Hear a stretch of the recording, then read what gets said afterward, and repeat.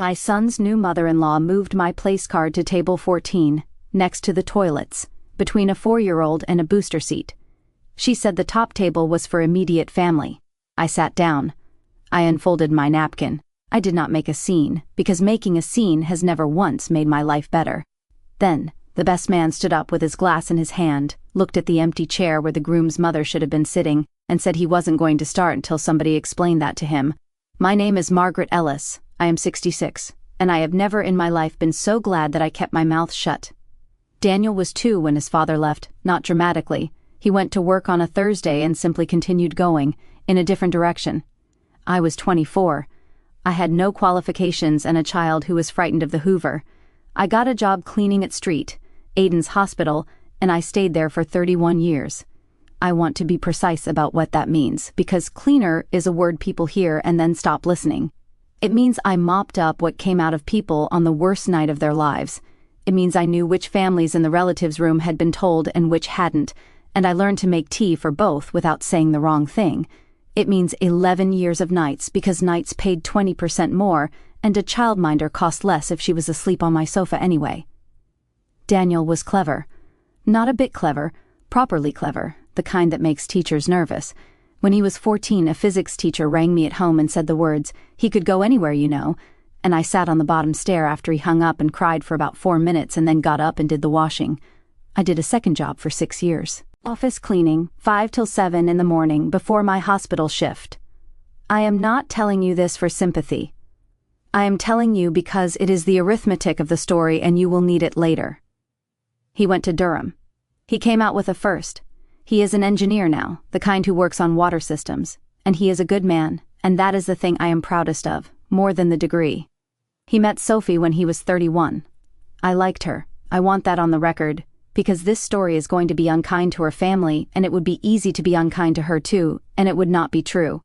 Sophie was warm and a bit anxious, and she laughed at my jokes, even the bad ones. She asked me questions about the hospital that were actually questions and not politeness. Her mother was called Vivian. Vivienne and her husband Charles had a house in a village with a name that sounds like a cough, and a kitchen the size of my flat, and a way of asking what you do that manages to be a full assessment. I told her, the first time. Hospital cleaner, 31 years, retired now. And I watched her face do a small, well-mannered thing. Not disgust. Nothing so honest. She simply filed me, and having filed me, she stopped updating the file. After that, whenever Vivian introduced me to anyone at any gathering, she said the same sentence.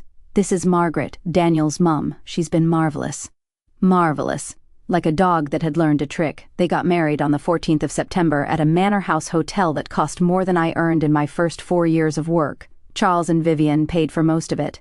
I want to be fair about that. I gave what I had, which was £11,000. Every penny of a savings account I had been feeding since Daniel was small opened the year his father left, in case he ever needed something I couldn't provide. Vivian thanked me for it in a text message with a thumbs up. The seating plan was on an easel in the entrance hall, in gold calligraphy, on a board taller than me. I want you to understand that I looked for my name at the top table for slightly too long before I understood I was not going to find it there. Top table, the bride and groom, Charles and Vivian, Sophie's grandmother, Sophie's brother and his wife, Vivian's sister Annabelle, who Daniel had met twice, and me at table 14. Table 14 was by the double doors to the toilets. It had 6 children on it, aged 4 to 9, and 1 empty chair that had been for a nanny who had not come. I stood there in a lavender dress I had bought in a sale in March and had altered twice because I kept losing weight worrying about the cost of it. Vivian appeared beside me with a glass of champagne and said without my asking in a voice of enormous kindness, "I hope you don't mind, Margaret. The top table's really just immediate family, and someone sensible has to keep an eye on the little ones." Immediate family, at my son's wedding.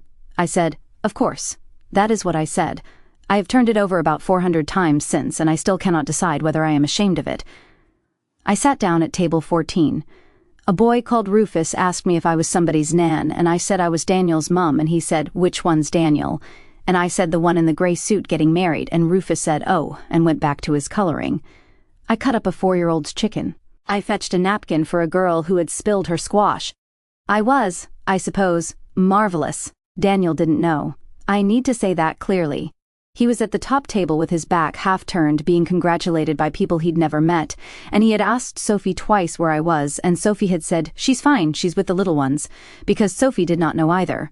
Her mother had done the seating plan 3 weeks earlier and changed it after it was approved. The best man was called Owen Price. Owen was 34, and he had been Daniel's friend since they were 11 years old. And when Owen was 16, his mother's boyfriend put him out of the house on a Sunday night in February with a bin bag of his things.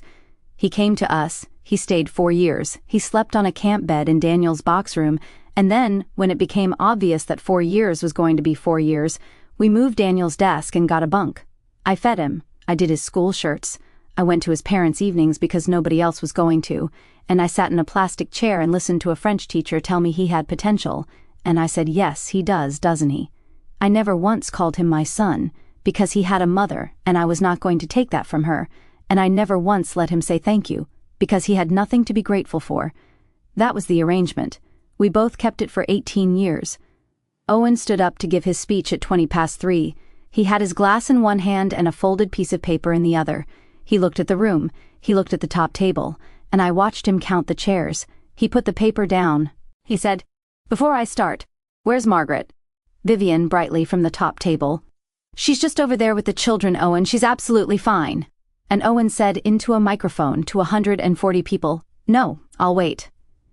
There is a particular quality to 140 people realizing something at slightly different speeds. Owen did not shout. He never did. He stood there holding his glass and he waited, and the silence got heavier, and Vivian said something about the running order, and Owen said, "I'm not doing the speech until Daniel's mum is at the top table. I'll wait all afternoon if I have to. I'm very comfortable." And then Daniel stood up. I have thought about this a great deal. My son stood up and he looked out at the room and he found me at table 14 with a 4-year-old's chicken on my plate, and I watched his face understand what had happened, and then keep understanding it. The plan, the change to the plan, the 3 weeks, the sentence about immediate family that he had not heard but could now hear perfectly. He came down off that dais and he walked between the tables in his wedding suit, and he crouched down beside my chair the way you do with a child, and he said, "Mum, come with me." I said, "Daniel, don't. Not today, please." And he said, "Today is the only day it matters." He carried my chair himself. The room was completely silent apart from the noise of a chair leg on a wooden floor, which is a sound I will hear until I die. There was no space at the top table, so he put my chair at the corner, and he sat down next to it on the floor for a second, laughing, until somebody found him another one. Then Owen gave his speech. He did not attack anybody. He was better than that. He told them he had been homeless at 16. He told them about a camp bed, and a bunk bed, and school shirts, and a woman who came to his parents' evenings for 4 years and never once mentioned it to a single soul. He told them what nights paid at street. Aiden's in 1993 versus what days paid, and he did the arithmetic out loud so that the room had to do it with him. 11 years. He said, "Everyone here has spent today talking about what a credit Daniel is. I'd like to point out that he was made, by hand, by one person, over 30 years, on a cleaner's wage." And he raised his glass and he said, "To Margaret, who is immediate family." 140 people stood up. Not politely. Chairs went over. Vivian did not speak to me for the rest of the day, which was, honestly, a relief. She has since told several people that there was a mix-up with the plan. Charles rang me about a fortnight later and was quiet for a while and then said, "I didn't know, Margaret, and I should have," which is the closest thing to an apology anybody in that family has managed, and I took it because he meant it. Sophie cried in the car park. She had not known, and finding out what her mother had done on her own wedding day is a thing she is still carrying. I have told her twice that it is not hers to carry. She is a good girl. She is having a baby in March. Daniel and I do not talk about it much. Once at Christmas he started to, and I said, "Love, you carried the chair. That's the whole conversation." And he laughed and let it go. And Owen sent me a card afterwards. He has never sent me a card in his life. Inside he had written 6 words, 18 years. I kept my mouth shut long enough. So that is the story of my son's wedding. Here is what I have taken from it. For whatever it is worth to you. I spent 30 years believing that if I just did the work and never made a fuss, someone would eventually notice, and that the noticing would be the reward. That is not how it goes. Some people will look straight at 30 years of night shifts and see a woman who is good with children and bad with cutlery. They are not going to update the file. It is not your job to make them. But the work is not wasted. It goes somewhere. It goes into a boy on a camp bed who grows up and becomes a man who will stand in a silent room and refuse to sit down. If you are the one at table 14 tonight, the one they seated near the door, the one they call marvelous, I would like to hear about it. Tell me in the comments. And keep doing the work. Somebody is counting. They just haven't stood up yet.